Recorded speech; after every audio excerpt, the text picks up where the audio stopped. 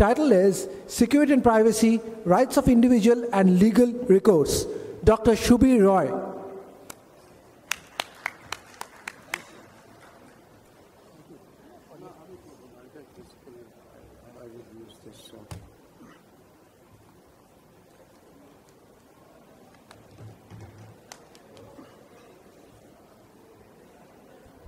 Namaskar. I must apologize that I didn't really find much time to go through the document that I really prepared. So please excuse me if I really read out the document that I prepared right in the morning today.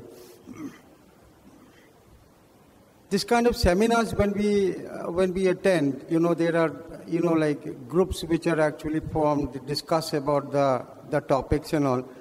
I was a little, surprised that we are not really talking about security per se. We have come to a seminar where, it's on security and privacy, but we don't really discuss this issue. It only, obviates the fact that we are still very much unaware of what the security and privacy in the internet regime is. I won't really spend much time because I'll be already late by about 1.5 hours, and I'll just want to manage in about 10 minutes. In less than 2 decades, advances in information and communications technologies have revolutionized government, scientific, educational, and commercial infrastructures.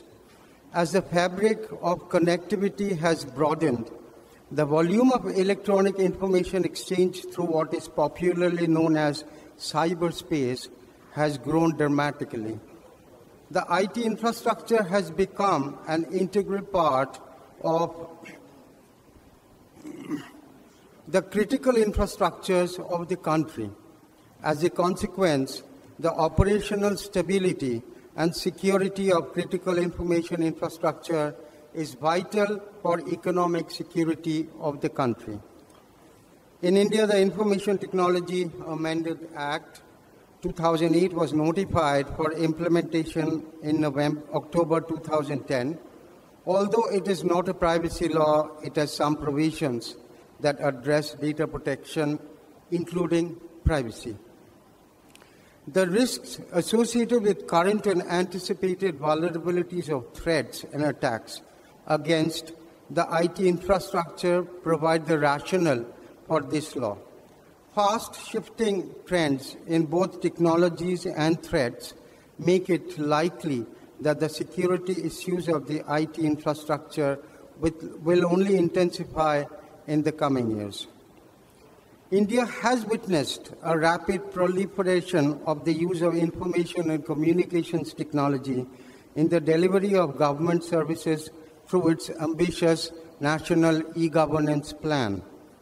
The vision of NEGP is to make all government services accessible to the common man in his locality through common service delivery outlets and ensure efficiency, transparency, and reliability of such services at affordable costs to realize the basic needs of the common man. The NEGP comprises of 29 mission mode projects, out of which 11 are at the state level.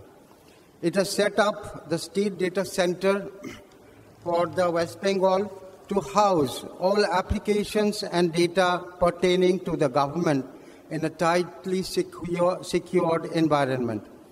The state-wide area network has been extended beyond the block level, covering the Gram Panchayats.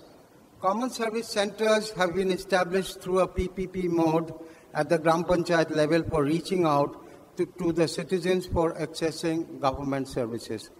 The e-district project has been launched at pilot districts of Bankura and Jalpaiguri, where about 700 services are provided through the internet online. The e-district project is now being rolled out in all the districts in West Bengal. The mission mode projects cover high-volume data transaction applications. Of these are the land records, the registration of properties, vehicle registration and driving licenses, commercial taxes, and many more. The problem that is faced with these projects is that the departments are not comfortable publishing data through its portal, as the databases are very sensitive and contains details of the stakeholders. Along with the state-level applications, certain projects such as the passports, UID, and the National Population Register would be high-volume databases. Though the implementing bodies have put in efforts to secure data access and tampering through various technologies, awareness about the information security is very low among the government employees of those departments offering the services. There is a certain in the country which is concerned about cybersecurity and technologies are also accordingly available to mitigate security threats. However, security breaches shall continue to happen, following which prevention mechanism will be devised. This is a matter of concern, but there are bodies to look into these, as they say that nothing is absolutely secure. So whenever there'll be more hackers which will be coming, there'll be more security threats, and only when security threats happen, security breaches happen, then we'll basically come up with technologies to overcome that. But the primary concern is the issue of privacy, which is still at the level of no awareness. Views on security change with the age of the user. I have not been able to actually convince my people at home about privacy. The young are less concerned about privacy, but they want full access. I believe that more stress should be given to this issue and also to the spread of awareness at all levels. India also has now a privacy law with the information technology, reasonable security practices and procedures, and sensitive personal data information, SPD rules, 2011 under the Information Technology Act 2000. The law relating to personal information and sensitive personal data or information essentially covers passwords, financial information such as bank account or credit card or debit card or other payment instrument details, sexual orientation, medical records and history, and biometric information.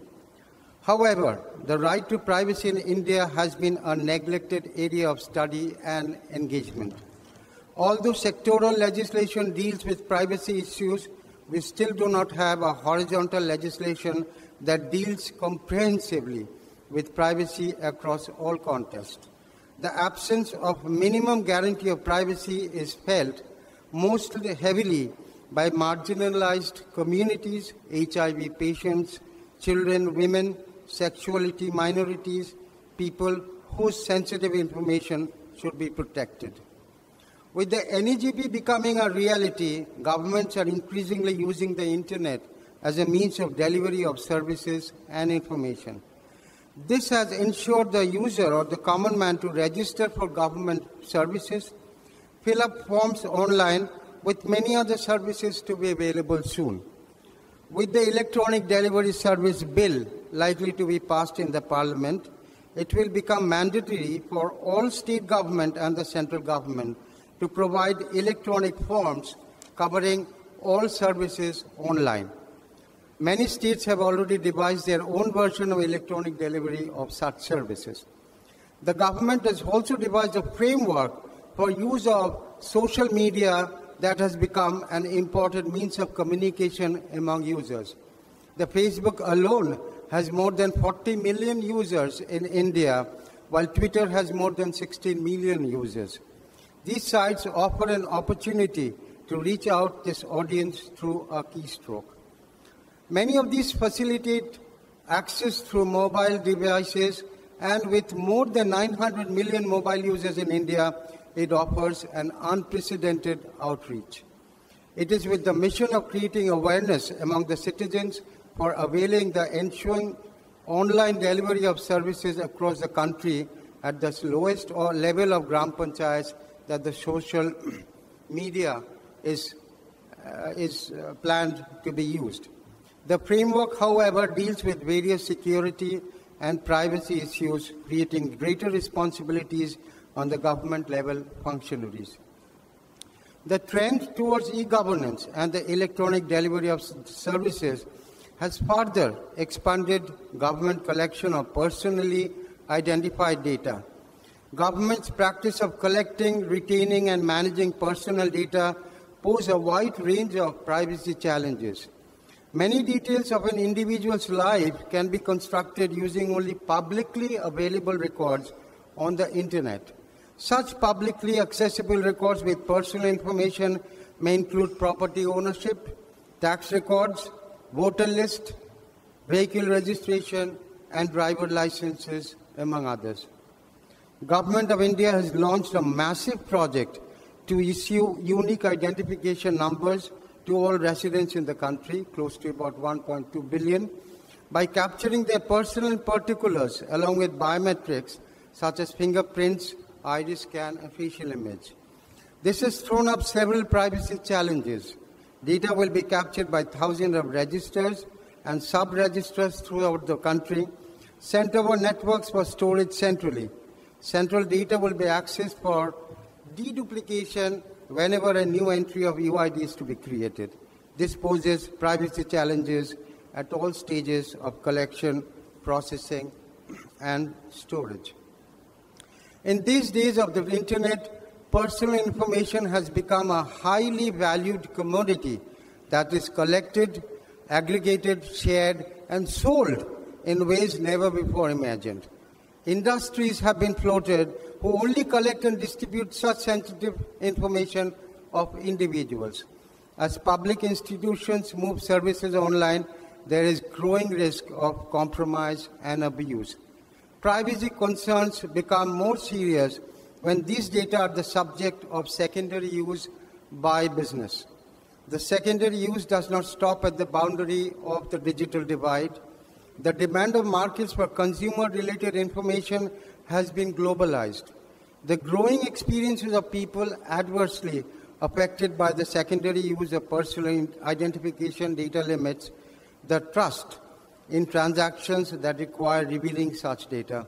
Within the context of e-governance applications in particular, the willingness of many to reveal personal information may be marred by the lack of concern on the part of the authorities for protecting it in the context of welfare programs as done by the government.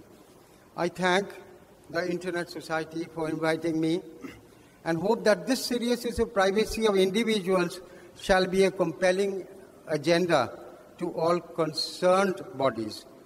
Thank you.